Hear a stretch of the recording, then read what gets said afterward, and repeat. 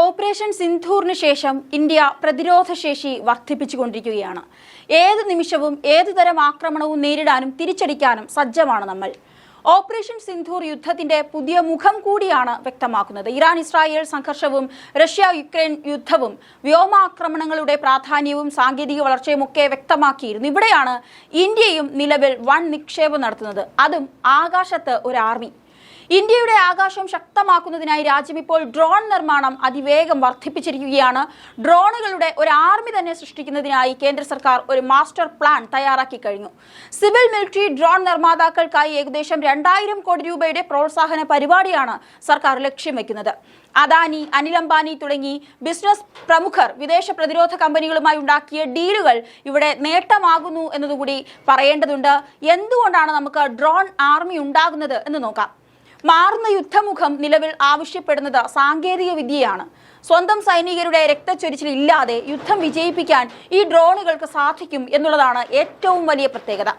Indian ഡ്രോണുകളും സാങ്കേതിക വിദ്യയും എത്രമാത്രം ശക്തമാണെന്നും ലക്ഷ്യം കാണുന്നുവെന്നും ഓപ്പറേഷൻ സിന്ധൂർ വ്യക്തമാക്കി കഴിഞ്ഞു. ഏറ്റവും പുതിയ പാകിസ്ഥാൻ ഏറ്റുമുട്ടൽ തന്നെയാണ് പുതിയ ഡ്രോൺ പദ്ധതിക്ക് വഴിവച്ചത് എന്ന് വേണമെങ്കിൽ പറയാം. 2000 കോടിയുടെ ഡ്രോൺ പ്രോത്സാഹന പരിപാടി അതെങ്ങനെയാണ് ക്രമീകരിച്ചിരിക്കുന്നതെന്ന് നോക്കാം. ഏകദേശം 2000 കോടി രൂപയാണ് പ്രസ്തുത പദ്ധതിക്കായി ഇന്ത്യ ലക്ഷ്യം വയ്ക്കുന്നത്. ഡ്രോണുകളുടെ നിർമ്മാണം, അവയുടെ ഘടകങ്ങൾ, സോഫ്റ്റ്വെയർ കൗണ്ടർ ഡ്രോൺ സിസ്റ്റങ്ങൾ, സേവനങ്ങൾ എന്നിവ ഇതിൽ ഉൾപ്പെടുത്തിയിട്ടുണ്ട്. 2021 ഡ്രോൺ സ്റ്റാർട്ടപ്പുകളെ പ്രോത്സാഹിപ്പിക്കുന്നതിനായി സർക്കാർ 1.2 ബില്യൺ രൂപയുടെ ഉൽപാദന ബന്ധിത പ്രോത്സാഹന പദ്ധതി അവതരിപ്പിച്ചിരുന്നു. ഇതിലും വലുതാണ് നിലവിൽ വരുന്നത്. 2028 സാമ്പത്തിക വർഷ അവസാനത്തോടെ ഡ്രോൺ ഘടകങ്ങളുടെ 40% തദ്ദേശീയമായി നിർമ്മിക്കാൻ പദ്ധതി ലക്ഷ്യം വയ്ക്കുന്നുണ്ട്. ഇന്ത്യക്ക് ഇത് സത്യത്തിൽ വൻ നേട്ടമാകും. യുദ്ധമുഖത്ത് മാത്രമല്ല, സാമ്പത്തിക രംഗത്തും ഇന്ത്യയുടെ ഈ നീക്കം വലിയ ഗുണം ചെയ്യും എന്നുള്ളത് വിലയിരുത്തലാണ്.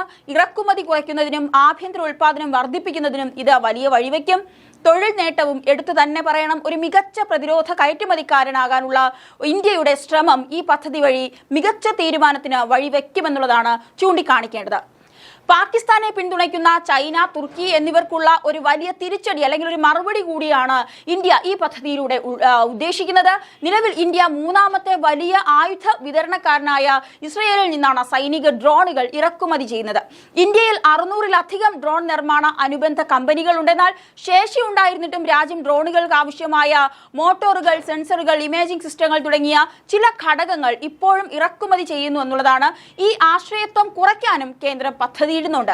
ഡ്രോൺ ആർമി നമ്മുടെ രാജ്യത്തിന് എങ്ങനെയൊക്കെ സഹായകമാകുന്നു എന്ന് നോക്കാം.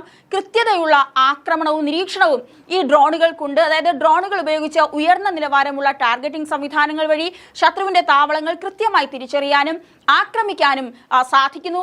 സൈനികരുടെ ജീവഹാനി കുറയ്ക്കാനും യുദ്ധത്തിന്റെ ഫലപ്രാപ്തി വർദ്ധിപ്പിക്കാനും ഇതിലൂടെ സാധിക്കുന്നു എന്നുള്ളതാണ് ഏറ്റവും എടുത്തു പറയേണ്ടത്. ഇപ്പോൾ തന്നെ ഡ്രോണുകൾ തീവ്രവാദ വിരുദ്ധ പ്രവർത്തനങ്ങളിൽ, അതിർത്തി സുരക്ഷ, ദൗർലഭമായ പ്രദേശങ്ങളിൽ ലോജിസ്റ്റിക്സ്, സപ്ലൈ എന്നിവയിലൊക്കെ വിപ്ലവം സൃഷ്ടിച്ചു കഴിഞ്ഞു.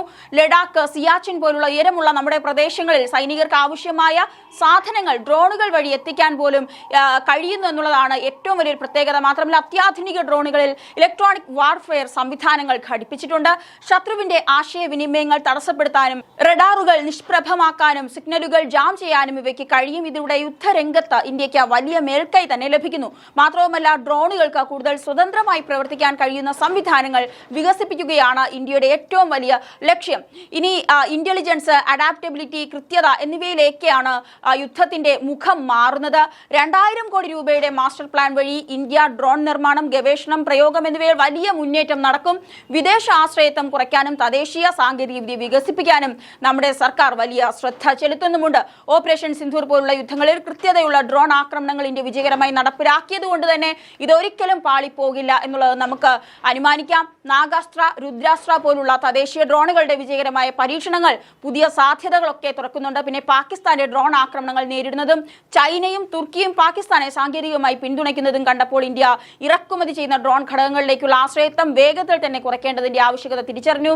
അതിനാൽ തന്നെയാണ് 2000 കോടി രൂപയുടെ പുതിയ ഡ്രോൺ നിർമ്മാണ പ്രോത്സാഹന പദ്ധതി ഇന്ത്യയിലേക്ക് കേന്ദ്രം കൊണ്ടുവന്നത്. യുദ്ധത്തിൽ ഇരുവശവും വലിയ തോതിൽ ഡ്രോണുകൾ ഉപയോഗിച്ചതിനാൽ ഡ്രോണുകൾ തിരിച്ചടിക്കാനുള്ള സംവിധാനങ്ങൾ ശക്തിപ്പെടുത്തേണ്ടതിന്റെ ആവശ്യകത ഇന്ത്യക്ക് അങ്ങേക്ക് വ്യക്തമായി. എന്തായാലും ഇക്കഴിഞ്ഞ സിന്ധൂർ അല്ലെങ്കിൽ ഇക്കഴിഞ്ഞ യുദ്ധങ്ങളെല്ലാം പുതിയ പുതിയ ആശയങ്ങളിലേക്ക് ഇന്ത്യയെ കൊണ്ടെത്തിക്കുകയാണ്. ഇനി വരുന്ന കാലഘട്ടത്തിനനുസരിച്ച് നമ്മുടെ പ്രതിരോധ സംവിധാനം മെച്ചപ്പെടുത്തുന്നതിന്റെ ഏറ്റവും വലിയ ആവശ്യകതയും അത് പ്രായോഗികമാക്കുന്നതിന്റെ ഏറ്റവും വലിയൊരു വിജയഘട്ടത്തിലേക്കുമാണ് ഇന്ത്യ എന്ന മഹാരാജ്യം നീങ്ങിക്കൊണ്ടിരിക്കുന്നത്.